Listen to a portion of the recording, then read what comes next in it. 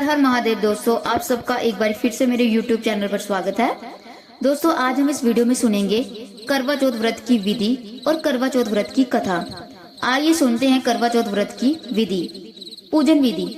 जो सौभाग्यवती स्त्रियां इस करवा चौथ का व्रत करके सायंकाल विधि से पूजन करेगी तो वे अचल सौभाग्य, धन, पुत्र तथा बड़े भारी यश को प्राप्त होंगी।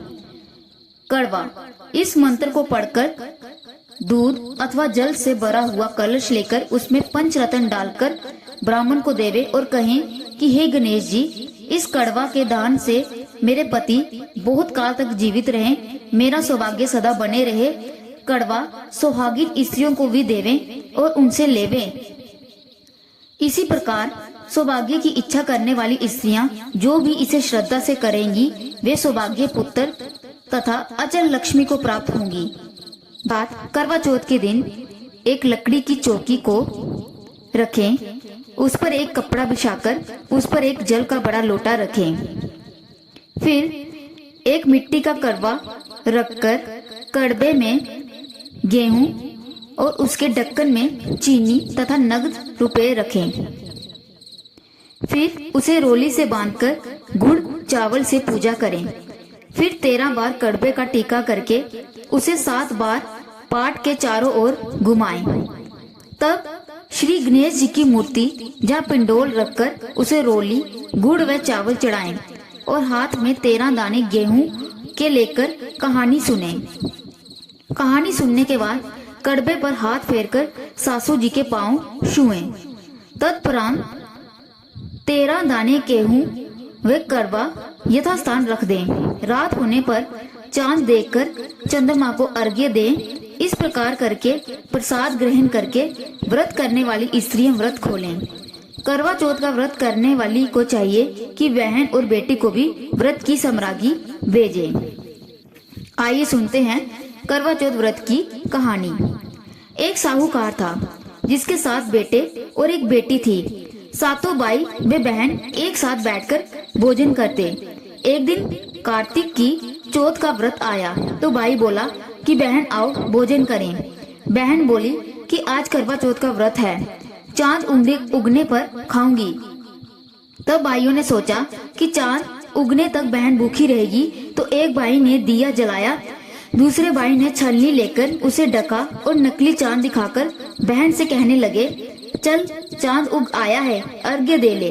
बहन अपनी भाभियों से कहने लगी कि चलो अर्घ्य दे दे। भाभियां बोली, तुम्हारा चांद उगा होगा, हमारा चांद तो रात को उगेगा। बहन ने जब अकेले ही अर्घ्य दे दिया और भोजन करने लगी तो पहले ग्रास में ही बाल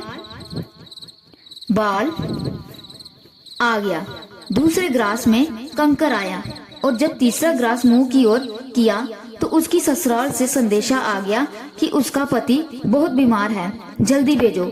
माँ ने जब लड़की को विदा किया तो कहा कि रास्ते में जो भी मिले उसके पांव लागू करना, पांव छू लेना और जो कोई सुहाग की आशीष दे तो पल्ले में गांठ लगाकर उसे कुछ रुपए देना। बहन जब भाइयों से विदा हुई तो रास्ते में जो मिला उसने यही आशीष दी कि तुम 7 भाइयों की बहन हो, तुम्हारा भाई सुखी रहे और तुम उनको सुख देखो। सुहाग का आशीष किसी ने भी नहीं दिया। जब वे ससुराल पहुंची तो दरवाजे पर उसकी छोटी ननंद खड़ी थी।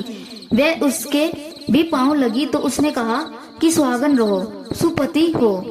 तो उसने ये सुनकर पल्ले में गांठ बांधी और ननंद को सोने का सिक्का दिया। तब भीतर गई तो सास ने कहा कि उसका पति धरती पर पड़ा है, तो वे उसके पास जाकर उसकी सेवा करने के लिए बैठ गई।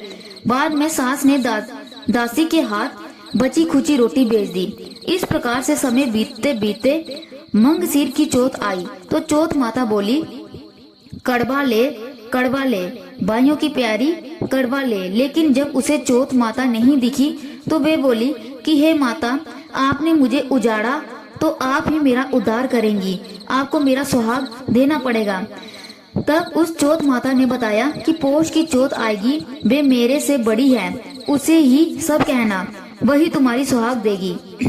पोष की चौथ आकर चली गई, माँ की फागुन की चौथ आकर चली गई, चैत, बैसाख, जेठ, आषाढ़, सावन और भादों की सभी चौथ आई और यही कहकर चली गई कि आगे वाली को कहना। असोज की चौथ आई तो उसने बताया कि तुम पर कार्तिक की चौथ नाराज है, उसी ने तुम्हारा सुहाग लिया है, वही वापस कर सकती है, वही आएगी तो उसका पांव पकड़कर विनती करना।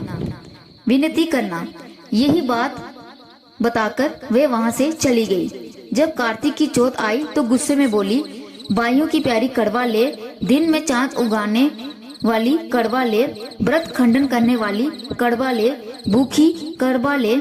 तो ये सुनकर वे चौथ माता को देखकर उसके पांव पकड़कर गिड़गिड़ाने लगी। हे चौथ माता, मेरा सुहाग तुम्हारे हाथ में है, आप ही मुझे सुहागन करें। तो माता बोली, पापिनी हत्यारनी, मेरा पांव पकड़ के क्यों बैठ गई? तब बहन बोली कि जो मुझसे भूल हुई है उसे क्षमा कर दो, अब भूल नहीं करूंगी। तो चौथ माता ने प्रसन्न होकर आंखों से काजल, नाखूनों में से मेहंदी और टीके में से रोली लेकर छोटी उंगली से उसके आदमी पर छींटा दिया तो वे उठकर बैठ गया और बोला कि आज मैं बहुत सोया। वे बोली, तू क्या सोया? मुझे तो 12 महीने हो गए।